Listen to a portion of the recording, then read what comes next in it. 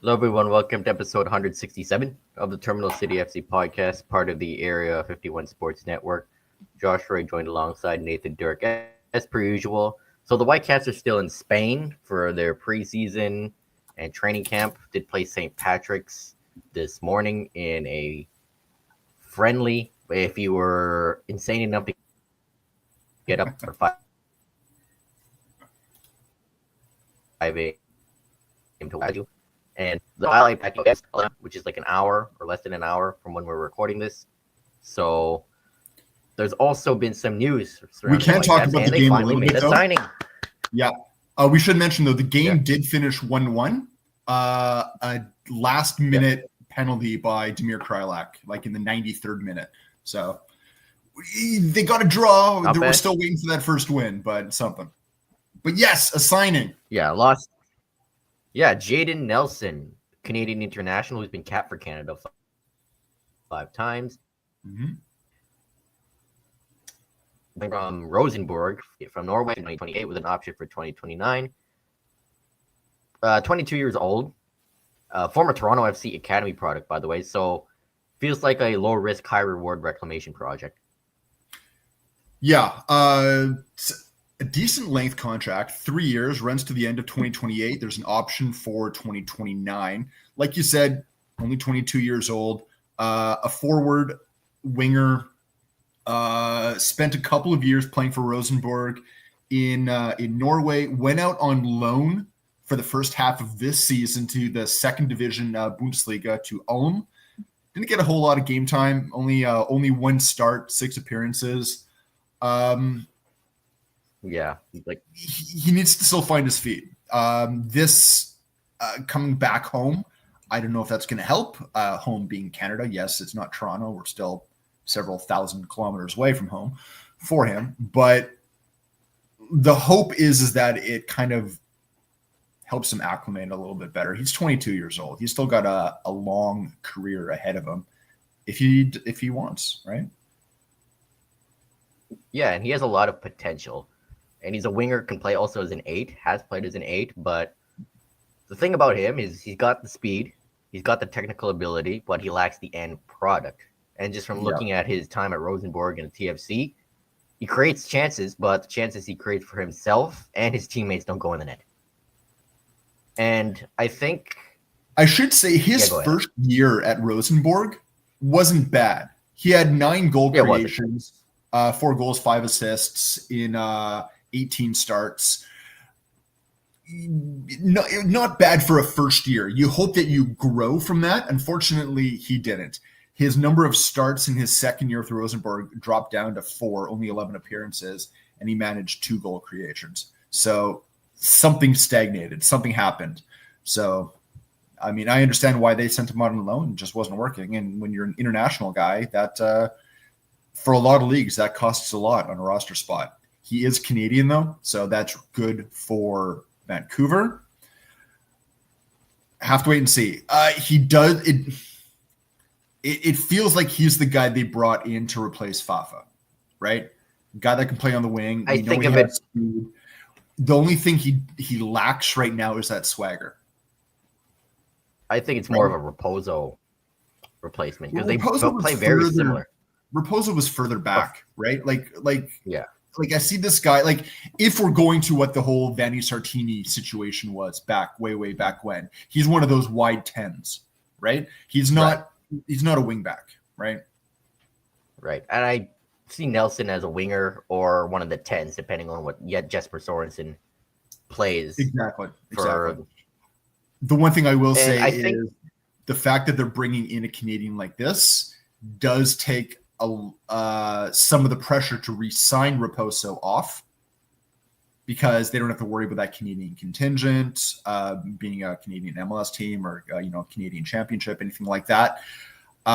Rumors of where Raposo has ended up are kind of out there, but they're very singular focused in where they're being reported from. So it's not something I really feel comfortable saying right now.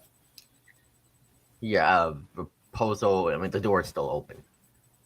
Regarding Raposo. But Nelson, I think this is a signing that could if it works out well, both not just benefits the club but the player. Like the player has potential. He just needs that offensive spark to be unlocked, and to play with Ryan Gauld, Stuart Armstrong, Brian White, that could help unlock that attacking capabilities he seems to have. The Whitecaps keep looking for their next Brian White, right? They're looking for the next guy they can get on the cheap and turn into a valuable asset, a starter game in, game out. When it works, and it's beautiful. But I mean, it is a low risk because you're not spending a lot, but you could still be in this whole pattern of we're spending cheap and hoping it works, right? Best case scenario, it's probably unlikely, but you never know. Stranger things have happened. He could end up being what Fafak Pico was last year. Worst case scenario, he's another Levante Johnson. Yeah, and you end up in the USL somewhere, right? Or right, CPL. But when given the fact that he has MLS experience and has played in Norway and Germany, there's no way he can be the next Levante Johnson. I don't think so either. You take a look at his last year with Toronto. He played almost every game.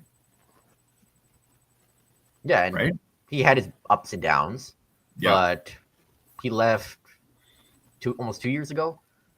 So I believe so. Yeah, his last season with Toronto was 2022. So actually 3 years ago. Oh yeah, close enough. I guess at the end of 2022. So yeah, just over 2 years. Yeah, and we'll see if he's more mature now. Not just like with his game, but as a person, he's come back with valuable experience in Europe, and I see him being a guy like off the bench, the occasional start. He's a depth guy first and foremost, but this is the guy that the Whitecaps are taking a flyer on and saying, okay, he has the potential. He could be better. Let's see what he can do. I think Nelson's also taking a chance on himself, right? Exactly, yeah. He has something to prove to himself that this is something that he can still do. So, give him a run. Let's see. But give him a legitimate run, not these where you give him 2 games off the bench for 10 minutes and you try to make your decision based off that. That doesn't work. You got to give the guy a solid 3, 4, 500 minutes before you can really make an estimation of what this guy can do, right? And I believe he will get that run, especially when there's a period with there's a flurry of games coming up, because MLS, it just comes fast and furious. And I hope so. I don't want to wait until August like we had to for Bilal Halbouni, right? Yeah. And I don't think they'll wait that long, given that they spoke very highly of this player, and they actually need this someone like him. Yeah. Not the most exciting signing in the world, but one to be intrigued by, and it's a low risk, high reward reclamation project. But the Whitecaps still need some more signings, and as I said, specifically an attacker of starting caliber. Time's ticking. Yeah. So the MLS has announced which teams will play in Leagues Cup and the US Open Cup. And fortunately for Vancouver, they will not be in Leagues Cup this season. No problems. No problems. No problems. So Whitecaps will focus on MLS, the Canadian Championship, and the CONCACAF Champions Cup. Yeah. No fixture congestion for them in the summer. Yeah, it also means that when it gets to like that really, really busy period in August, hopefully, you have a chance to recover when you're heading into that final quarter of the season, right? Because that final quarter of the season last year killed them. It was terrible. Last 7 games. Hopefully this gives them a chance to get everyone healthy, right? Because things are going to get picked up throughout the season. Yeah. Montreal is the only Canadian team that we will be playing in Leagues Cup this year. And the US Open Cup is a mixture of MLS clubs and the MLS Next Pro teams. And fortunately for the Whitecaps, I still don't like it. But the one thing about the US Open Cup is it was LAFC that won last year, right? Yeah. They're not in it, so they can't defend their title. That's just weird. I know, right? But I believe they're in Leagues Cup, though. Yeah. It's that one's a strange one to me, though. Yeah, that's just weird. But Whitecaps have the Canadian Championship final. If they make it that far, it'll be in October, which is insane. Yeah. Should be in June or July, like it used to be. It should be.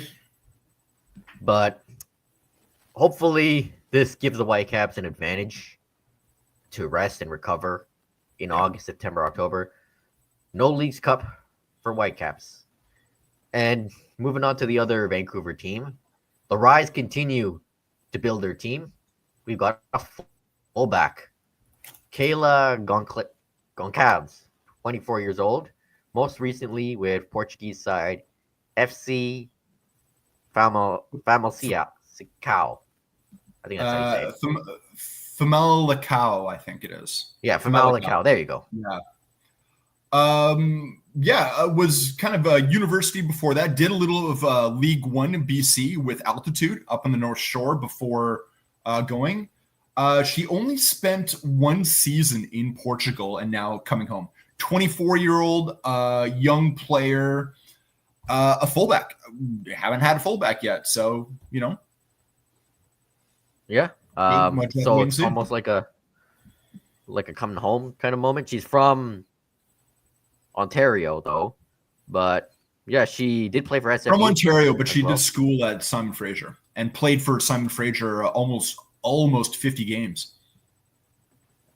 Yeah, and it's almost like a welcome home type of moment. Very good. Again, we're starting to see the rise, and they have like one or two older kind of stateswomen players in that dressing room, but they're going very young. They're really, really leaning into young talent.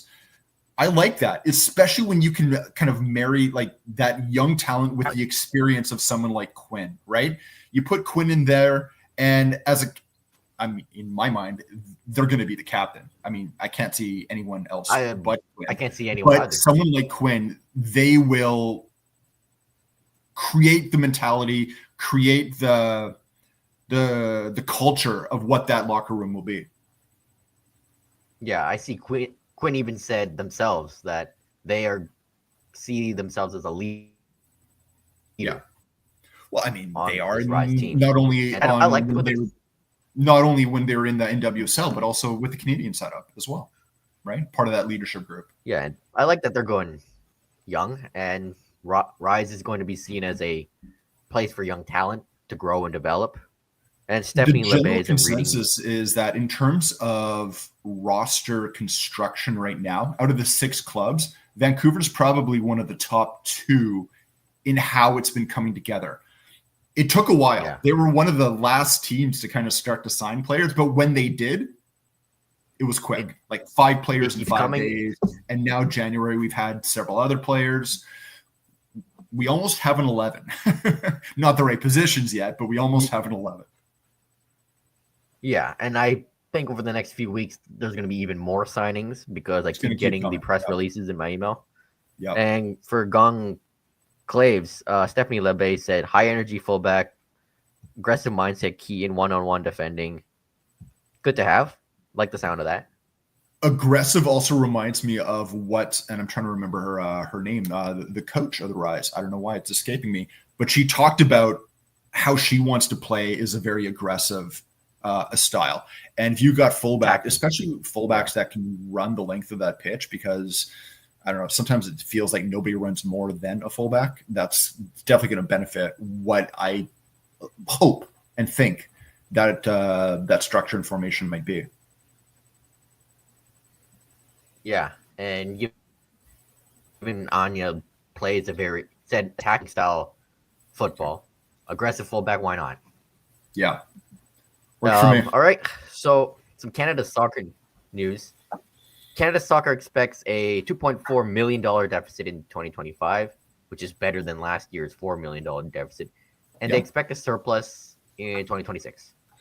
Kevin Blue was talking and basically said that when he came in, they called the financial situation of Canada Soccer very challenging, right? I mean, this is a program that is losing money.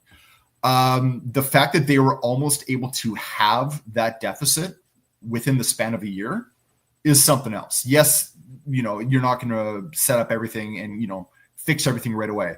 But the fact that there's an expectation of a surplus of making a surplus, they're not going to be fully, in what was it? In the black is good, in the red is bad.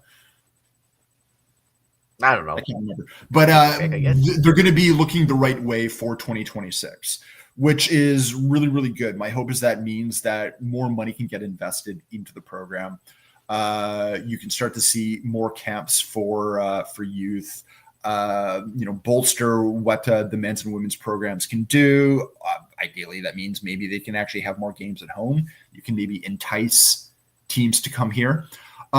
Jesse Marsh was also talking a little bit about international windows a little bit coming up for this year with a lot of excitement, saying that they're really, really going to be targeting those nations that are between like 10 and 35 in the FIFA rankings, because Canada wants to challenge that themselves. on Footy Prime, I think.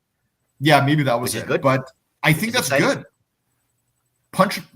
I mean, it's not, punch a little bit above your weight, or what we believe might be above your weight, because if you can surprise yourself, that's who you should be playing, because those are the teams you will be playing in the World Cup. And World Cup is only it's less than 500 days away now. Yeah. Gives a big test for the World Cup. More preparations, what you can learn and grow from before the big dance. And that's exciting to come out of Marsh's mouth. Some big news regarding a Canadian men's national team player, though. Fabrizio Romano, Tom Bogert, and many other sources have said Tejan Buchanan will not join Ajax on loan, but he's going to Villarreal in Spain. On a loan, right? Yeah, on loan, I think, for the rest of the year or this season. Yeah. And, I mean, given his ACL injury last year, he just needs more game time. And unfortunately, Inter are a loaded squad, and he won't really get it there. So at least he gets to get some game time in Spain. And let me actually check where Villarreal are right now in the standings.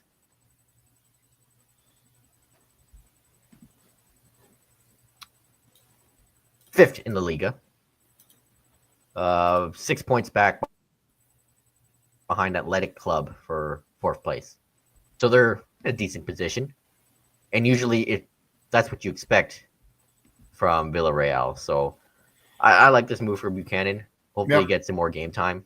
And maybe he can help Villarreal challenge the Champions League. Yeah. All right. Since we're in Europe already, it gets depressing from this point out of the show. But first, former Chelsea owner Roman Abramovich has been accused of evading millions of euros in taxes due to a super yacht scheme, and it's up to £1 billion. You know what? I don't have a super yacht scheme. I really should be doing more with my super yachts. Yeah. And he could owe the UK in £1 billion in unpaid taxes. Right? And this guy, as much as the fans loved him as a football owner, this guy he's shady. Yeah. Very shady. And this just proves the point. And also, people are wondering what happened to the funds that Chelsea got from the sale. Because it was that's just it. Is like this tax evasion scheme has Chelsea wrapped up in it. It's a part of it somehow. You might know a bit more than I do, but I don't know. In the end, I feel like this is going to come up to a whole lot of nothing, because Abramovich doesn't have anything in the UK anymore. I mean, any assets he had were basically frozen to begin with. So, I mean, what are you going to? You can find him guilty. What does that do? Like, does that really do anything? He's not coming back. he can't come back. No, right? So I don't think he's been in the country for years. I don't know. I think I was reading a thing that he splits his time right now between his home residence and I don't know if it's Moscow or wherever it is, Sochi, and Israel. Sochi. Yeah. Yeah, he doesn't really come to the UK anymore. Last few years of his tenure. I don't think the UK would let him through the borders. He had problems with his visa since 2018 in the UK. I remember that. Yeah. Yeah, that's why he was barely at Stamford Bridge during the final years of his tenure at Chelsea. But on the pitch, oh my goodness. 1 win in 7 games for Chelsea. This time it comes at the hands of Manchester City. In past years, I would have been like, oh, well, it's Manchester City. But this is the worst Manchester City side in like a decade. No Rodri whatsoever. So Nani Madueke scores early thanks to that new signing from Uzbekistan. Man City has the center back Kuzinov just fumbling the ball, and Madueke tapped it into the empty net. Good start, right? That was like 3 minutes in. But then after that, the attack just died. Just looked lifeless. Nicholas Jackson, invisible. Jadon Sancho, I don't know, kept trying to take on the defenders, but ending up losing the ball all the time. Nani Madueke trying to do too much. Cole Palmer, ice cold, but in the negative way. If you know what I mean. Josko Gvardiol, man of the match for me. He kept tearing apart the Chelsea defenders, and he just made life look hell for the midfield. And it was him who scored the first Man City goal, leaving Reece James and Chalobah in the dust. But you knew another Man City goal was coming because they looked more threatening. Erling Haaland, of course, gets the second one. And yes, this guy again, with his antics. This guy, once again, Robert Sanchez. I don't know what he was doing. Haaland gets by Colwell, and he's way out of his net. I don't know. It's not like hockey where a goalie would try to be so aggressive and do like a flying poke check. But Sanchez was way out of his net, way out of position, and then Haaland just taps it in. Stay in the net. Why do you have to swim out there for? There's nothing out there. And then Enzo Maresca said, oh, we trust Robert Sanchez. Week after week, this guy just keeps making mistakes in goal. And at this point, I think he might be worse than Kepa was. Who, by the way, is doing well for himself at Bournemouth on loan. Yeah. Which makes things even more worse. As I said, give Jorgensen a run of games. It can't be any worse. He's not the answer, but he might surprise you. Yeah, it might surprise. And this is not just on Sanchez, too, but Maresca for keep on starting him. But then the third goal, also Phil Foden, who, you know, how we said a month ago that he's been a ghost since the Euros? In January, or he's just turned up. So that's Foden that everyone knows. Foden just goes through Colwell. Very bad game for him. And beats Sanchez. So a lot of this is on Maresca as well. As much as I said, oh, he could be the one. We're showing progress. His stubbornness is starting to be the downfall. Keeps playing Sanchez. Makes subs too late. Does not play Joao Felix. Well, Felix had a family issue in Portugal to attend to. That's why he wasn't even on the bench. Oh, okay. He keeps playing the same midfield even though they're tired. There's a lack of midfield depth anyway. So, just reading from Leicester people that was his downfall at Leicester too, even though they won the championship. Again, Italian managers. Stubbornness. Is that a trait they have? I don't know. That might be the same about Australian managers as well. So, yeah. I mean, Antonio Conte was pretty stubborn. Maurizio Sarri was too. Yeah. Vanni Sartini, if you want a local answer in some ways. He had his moments. Really yeah. Doesn't know how to adapt to the game.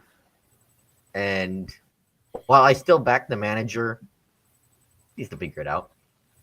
Adapt. Don't be stubborn. He even said at the beginning of the season, I will play the players that are on good form, not because I choose them, because they're favorites. The opposite is happening. Sanchez is in bad form. Drop him. Nicholas Jackson is in bad form. Drop him, though. There isn't much striker depth. More on that later. So, it's just been a rough month for Chelsea. And Man City are in fourth now.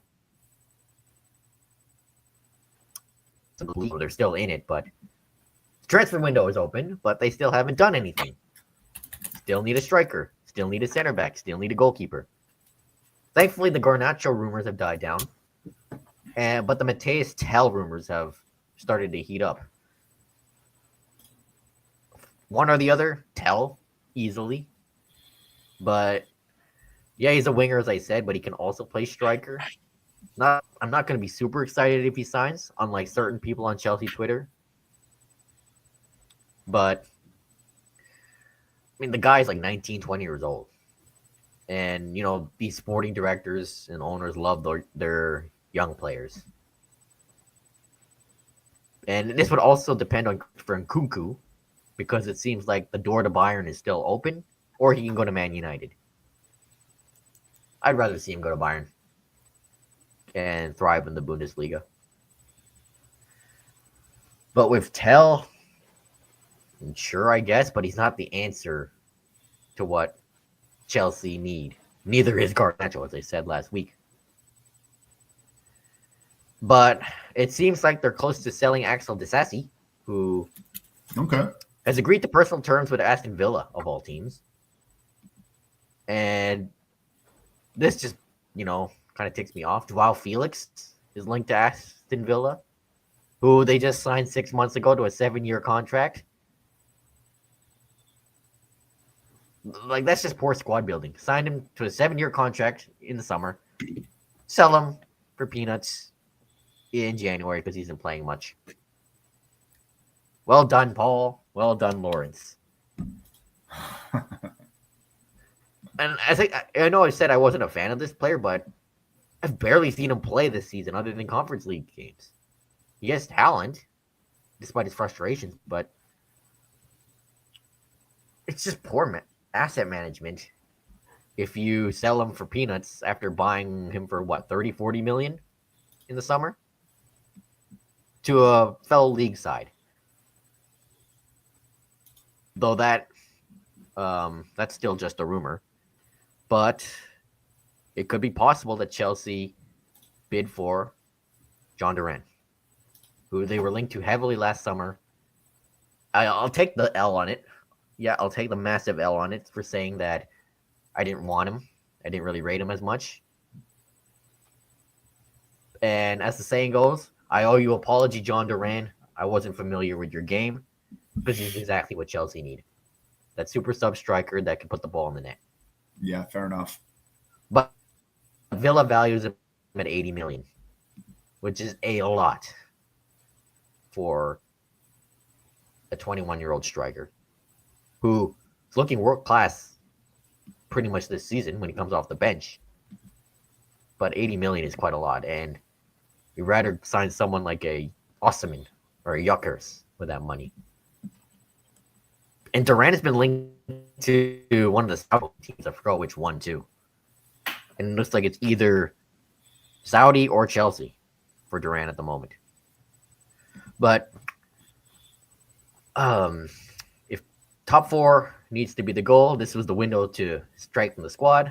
The sporting directors have been all like, oh, this is a 4 transfer window plan project. We're building on it. We want top 4.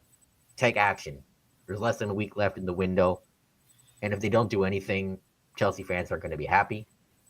Because even during the good run, there were problems at Chelsea on the pitch. Anyone could see that. So if top 4 isn't made, Paul Winstanley and Lawrence Stewart get out.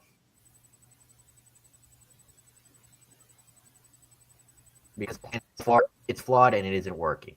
So do something. Yeah. And for Tottenham, they've done something in the transfer window, but on the pitch, my goodness. Well, they signed a goalkeeper because they had to. I mean, they were down to they were down to their third string goalkeeper, a guy who was 25 and had never played a game for the first team in his life. They had to. You know what? So I mean, it's tough to judge Kinski because of the product that's in front of him. Just and the pretty much injuries. The injuries. Oh my God. Thankfully, baptism by fire for that guy. Yeah. We do know Vicario is back in training. We do know that Van de Ven is back in training. Hopefully that helps soon. A couple of games to talk about last week. Europa League 3-2 win against Hoffenheim. They didn't make it easy on themselves. Every time they'd score a goal, it seems like Hoffenheim would get back into the game. Thankfully, a very visibly tired Son was playing. This is a guy that needs a rest, but he got a brace. So he might have disappeared for stretches of the match, but he bagged 2. And if it wasn't for those 2, Tottenham would be going home not too happy. Right now, with only 1 game left in the league structure, Tottenham sits in 6th. So right now they've got an automatic spot in the where they don't have to play into like the knockout round. They're automatically into what would be the group of 16 or whatever it would be. So they play tomorrow. They play Elfsborg, I believe. Is that a Norwegian team? I think they are. Elfsborg is Norwegian, I believe. Yeah. Yeah. So we'll have to wait and see. Hopefully that works out. And then after that, we'll see what the draw becomes for subsequent rounds. But they're very, very close to that bubble. They're in 6th, but they're in a 4-way tie, 5th to 8th. And then below them is only a single point. So if you drop a single point down to 9th, you're now playing in those knockout rounds. I would prefer if they don't. They need to just give the boys a bit of a rest. Here's hoping. Unfortunately, Tottenham continued in their what people are referring to as Dr. Tottenham ways because they played Leicester. And Leicester won. Yes. Before the game, people were talking about whether Van Nistelrooy was going to be sacked because he's barely had any time, but they can't buy a win. Well, they found a way, and it was Tottenham that gave it to them. I don't know what. It was nice to see Richarlison get back on the score sheet. He's healthy. He gets up. But whatever happened in that dressing room in the second half, leading into the second half, Tottenham stopped. Within 5 minutes, Leicester was winning.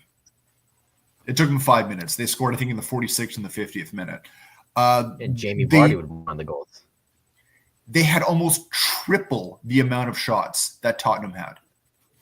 Like it was very, very one-sided. Again, you talked about 1 win in 7. That's Tottenham. Tottenham has 1 win in 7 when it comes to the league. Now, cups, different story. They're in the FA Cup. They're in Leagues Cup. They're in Europa League. In fact, what was it? Leagues Cup. They in the first leg, they beat Man City. They won. Yeah, they beat Liverpool. Sorry, that was it. Liverpool. So now again, there was your own contention with that game as well, but it puts them in a good position going on. One of the interesting things at the match for against. I think it was against the Leicester.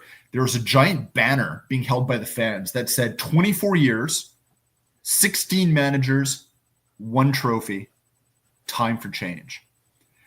And basically what this means is they're not going after Postecoglou for what the record is. They're going after Daniel Levy. Of course, yeah. He is villain number 1. And yes, I get that Tottenham has actually invested a lot of money back into the club. Let's not forget that they're talking it's 200 and some million over the last year. Let's not 100 million of that was the sale of Harry Kane. You sold your talisman and you haven't replaced him. So there's that. But that is where all the anger is left. And I'm posing this question about Postecoglou of no matter what the record is, Tottenham right now is sitting in 15th place and it's almost February, which is unheard of. Relegation. Like you have to go back to like the Martin Yole days when Harry Redknapp came in, right, to save them from relegation. But I still feel that Postecoglou is kind of untouchable. One, the fans haven't turned on him yet. Yeah, there's a few fans kind of grumbling him, but most of the fans' ire is on Daniel Levy. Yeah, Postecoglou, despite his faults, is not the problem. Yeah, he is still in every cup. That's huge because, there is still the possibility of a trophy, especially as we're getting into the latter stages of these competitions. He plays an attractive style of football when it works. If he doesn't have the players, it falls apart. And right now he doesn't have the players because of injuries. Is it the fact that they're not bringing in the right players, that they don't have the depth, whatnot? Again, that goes back to the top guy. And on top of that, if you fire him, who do you bring in? Who's available? Hardly anyone.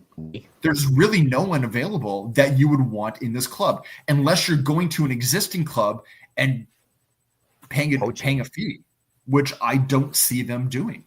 So right now, even though the record in the league is abysmal, I don't think Postecoglou gets touched. But I say that, and Danny Levy has done weirder things before. I mean, he fired a manager a few days before a cup final. We all remember the days of Jose Mourinho, right? So, yeah. Now, there are some rumors that they're still looking at a few more players. Again, young guys. 18-year-old Tyler Dibbling plays for Southampton. Southampton dead last in the league. They've won a single game all year. Midfielder. He's a very defensive-minded guy. He's really good in the tackle. But they've got a young midfield already. I kind of want, if they're going to bring someone in, I want someone with experience to help the young guys they have brought in. Bergvall has been great. I want an experienced guy to help temper him a little bit because sometimes he can lose his head. Pop Matessar, really, really like him. Basuma, he's kind of in and out, right? Like you need someone that's going to galvanize and solidify what that midfield already is. They're also looking at, and this is a name that some people will have heard of for like the brief time that he spent at Man United, Angel Gomez. He plays right now currently with Lille. Has been there for the past 4 years. 24-year-old, really, really, he's in the 97th percentile for assists in the French league. Hasn't really done a whole lot this year, but who knows? Maybe a change in scenery might help. We'll have to wait and see. Other than that, the only other transfer news is the young kid that they signed from South Korea, from Gangwon, a guy named Yang Min-hook, is with the club now. He was able to join as of January, but they have now loaned him to QPR in the championship for the rest of the season. So he wasn't going to get game time. This should hopefully get him some game time. He's a phenom coming out of South Korea. The hope is that he continues that. 18 years old only. I think he might have turned 19 this month. I can't remember. But that's it. Game tomorrow, Europa League. We'll see what happens, and then Premier League, and just hope that they can, I don't know, figure themselves out, because right now it has not looked pretty. And not be, not be Tottenham. And for Chelsea, it's West Ham on Monday at home. There you go. Graham Potter's return to Stamford Bridge.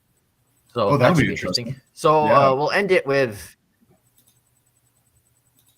Man City. Potential, 40-point deduction is possible, but anyone who wants Man City to be relegated, that seems like it's not happening. Yeah, they basically ruled out an automatic relegation, said that an automatic relegation is not going to happen. But a 40-point deduction is huge. You take a look right now. Right now, they're sitting in fourth with 41 points. So that would put them down to a single point, just below Southampton. They'd have to make up 16 points to get up to 17th and where Leicester City is. Not a whole lot of the season left. Again, we don't know what's going to happen. We know that there's supposed to be a ruling kind of like at this point. They said it was going to be around this time in early 2025. You got to think with the charges that were going on through UEFA were messed up. Like UEFA messed up horribly. The Premier League and the FA in England has taken a longer approach, a much more pragmatic approach. Again, I mean, Man City has got a laundry list of lawyers everywhere they walk, so you know that they're going to come out swinging. But this has dragged on so long. You got to feel something's going to give. Yeah, because it feels like it's been a nothing burger for years. Like, give us something good. Yeah. It would be, I mean, if they get relegated because of a point deduction, and I mean, 40 points is a lot. That's only been thrown out there. Honestly, no one really has an answer of what the real punishment's going to be. Obviously, they're probably going to get slapped with a hefty fine as well, which hefty for us, for the owners, it might hurt for a little bit. Chump change. Yeah, they're not going to be too worried about it. It's one of those sagas you just want to get done. Like we're now at the point where the audacity and the kind of the stupid humor around it is just, it's kind of over. Just get it done now. Like you've had your time. How much more just arguing in front of judges do you need? At this point, just give him a £1 million fine and move on. At this point, I wouldn't really care. I was going to say more around the lines of like £100 million, but yeah, which that is also chump change for it is. Yeah, for them, right? But yeah, it's let's get it done. Let's get this finalized. Yeah, let's get that finalized. And what else is finalized is this week's show. Shorter one this week. Not a whole lot to really talk about, but next week we will for sure, because that's the end of the January window. Mm-hmm. And hopefully the Whitecaps make another signing or two to get us excited. Yep. And follow me on Twitter or X, Josh Ray 00. Nathan is at Enduric. Podcast is at Blue Sky too. Blue Sky, we're on Blue Sky. That's in the episode description. YouTube as well, posting some clips as well. And check out our articles for Area 51 Sports Network. I did a little deep dive on Jaden Nelson, if you want to check that out. And I wrote a little piece on the top MLS teams heading into this year. And no, the Whitecaps did not make that list. Spoiler alert. Yeah. So, for this week's episode, hope you enjoyed it. Tell us what we're doing right. Tell us what we're doing wrong. Your support means a lot. Peace out. Take care.